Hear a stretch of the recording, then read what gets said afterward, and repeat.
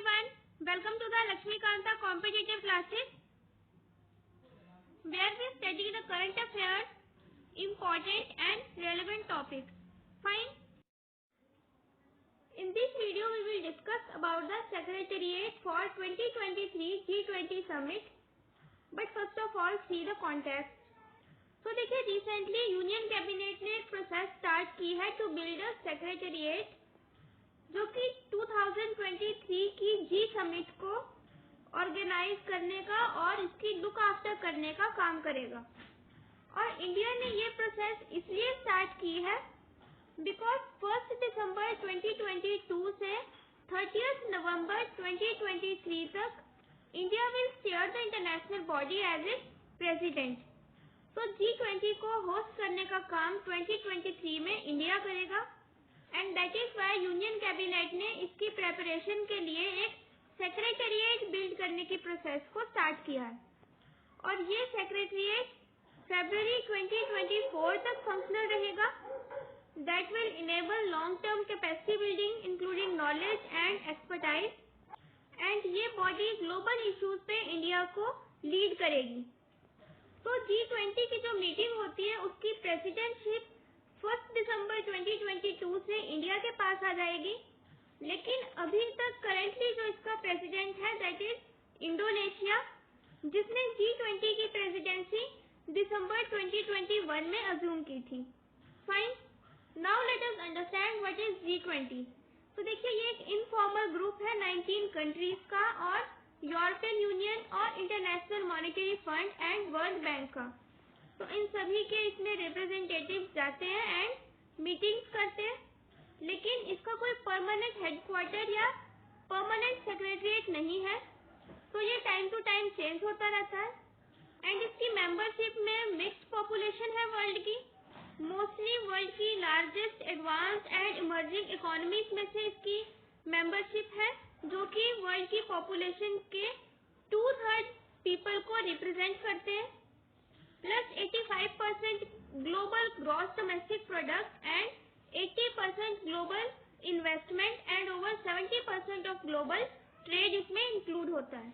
And इसके members हैं Argentina, Australia, Brazil, Canada, China, France, Germany, India, Indonesia, Italy, Japan, Republic of Korea, Mexico, Russia, Saudi Arabia, south Africa, Turkey, United kingdom, United states and European union.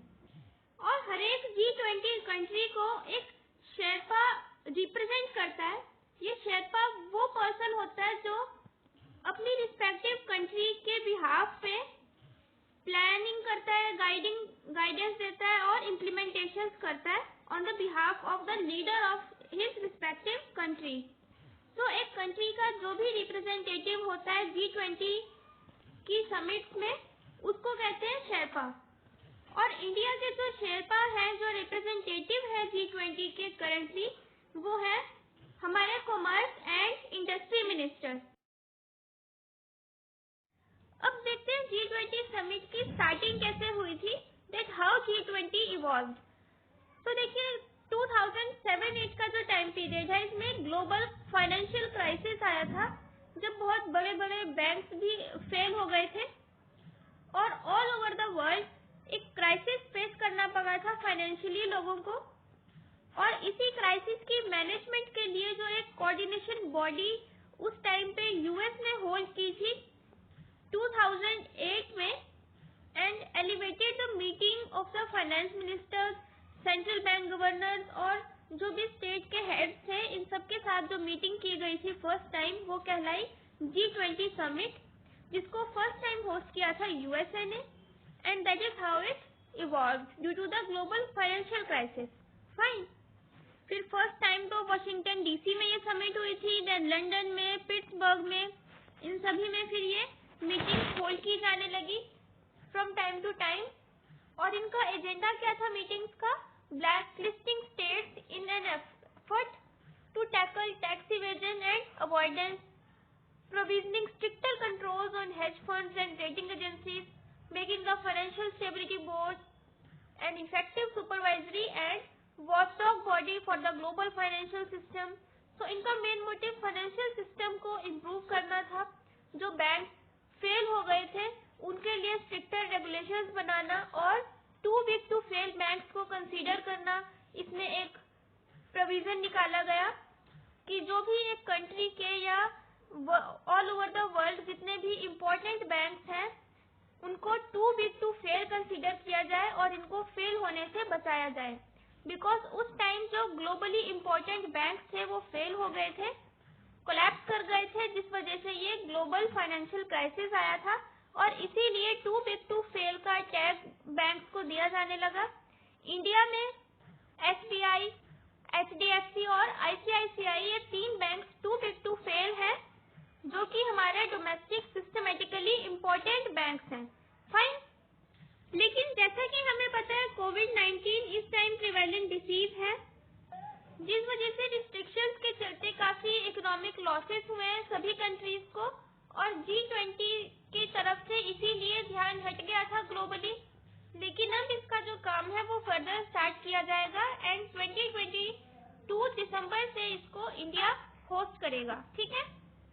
और इसके अलावा G20 ने अपना agenda भी और wide कर दिया है जिसमें climate change, jobs and social security issues, inequality, agriculture, migration, corruption, terror financing, drug trafficking, food security, nutrition, disruptive technologies, इस तरह की एजेंडाज को इसमें इंक्लूड कर दिया गया है and also the sustainable development goals. Fine.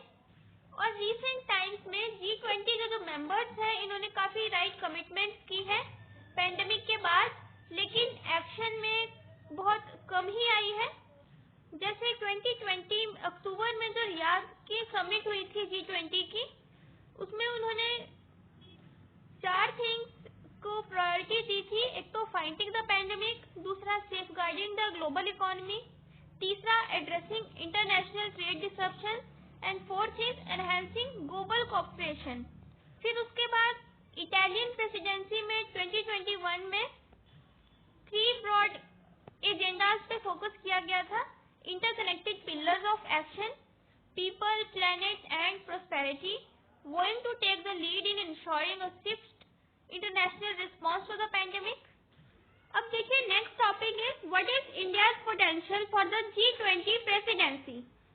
तो जैसे कि इंडिया G20 का एक फाउंडिंग मेंबर है, तो इंडिया इस प्लेटफॉर्म को काफी इम्पोर्टेंट इश्यूज को रेज करने के लिए यूज करता है जो कि वाइटल इम्पोर्टेंस के होते हैं और वर्ल्ड को इम्पैक्ट करते हैं। लेकिन क्योंकि अनएम्प्लॉयमेंट रेट्स और पॉवर्टी काफी बढ़ रही है हमारे डोमेस्टिक पोर्शन में, तो it's very hard to take the lead effectively. इसके अलावा जो भी इंडिया ने 2015 के पेरिस एग्रीमेंट में प्रॉमिस किए थे उस पे भी इंडिया ने एक स्ट्रॉन्ग एग्जांपल दिया है that it is the only country among G20 nations that is on track towards the meeting in terms of being the only 2 degree Celsius compatible country। ठीक है। और करंटली इंडिया की जो leadership है, its role in delineating the success of India-France-led international solar alliances globally well and is a turning point intervention in mobilizing resources towards promoting research and development in renewable energy and also the vision of self-reliant India, that is आत्मनिर्भर Bharat initiative, ये भी एक transformational role play करेगा for the new India in global paradigm. और India का जो endeavour है in establishing the coalition for disaster resilient infrastructure, जो कि G20 कंट्रीज में सिर्फ 9 के पास ही है, ये भी क्या प्रोवाइड करता है, new dimensions of leadership in the global growth process. Now see what is the way forward now.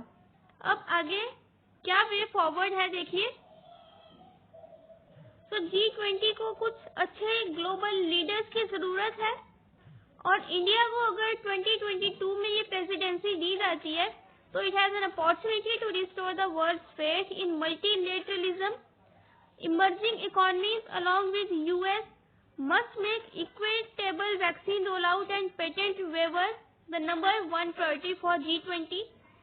G20 must strengthen the partnership with international organizations such as IMF, OECD, WHO, World Health Organization, World Bank, WTO and delegate them the task of monitoring progress.